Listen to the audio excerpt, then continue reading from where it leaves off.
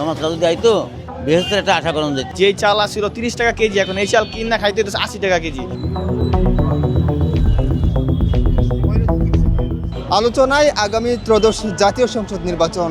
সে নির্বাচনে কেমন প্রার্থী চায় সাধারণ জনগণ, সেই প্রশ্নের উত্তর খুঁজব জাগো জনমতে। সাথে আছি আমি আব্দুল আল কাউসার।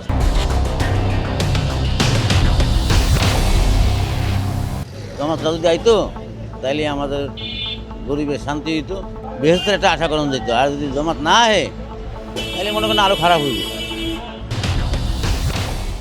যে বাংলাদেশটা ভালো চালাইবে, যোগ্য সন্ত্রাস মুক্ত, এটা একমাত্র জামাত ইসলামীরাই সন্ত্রাস মুক্ত করতে পারবে।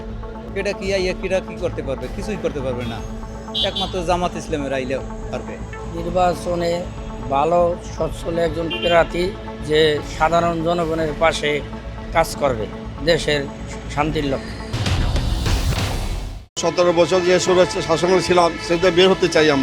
আমরা একটা ভালো যোগ্য প্রার্থী চাই এবং আমাদের ভোটটা যেন সবাই হা ভোটে দেই, সেটা আমাদের দৃষ্টি রাখতে হবে ইনশাল্লাহ। যত সিন্ডিকেট আছে সেই সিন্ডিকেটগুলো যদি না থাকে, আর আমরা ইয়ং জেনারেশন যে আমরা যে ভোটারটা আমরা ভালো মতন ভোট দিতে পারি, আর দেশের উন্নয়ন জানি ভালো হয়, গরিব অসহায় জানি তারা জানি ভালো থাকতে পারে। যেই চাল আসছিল 30 টাকা কেজি, এখন এই চাল কিনা খাইতে 80 টাকা কেজি। আমাদের গাড়ি টেস্ট টোকেন আগে ছিল 4000 টাকা, আর এখন হয়ে গেছে 15,000 টাকা টেস্ট টোকেন। তা আমরা কীভাবে চলবো এই দেশে? জামাতে ছাড়ছি আর বুঝছে।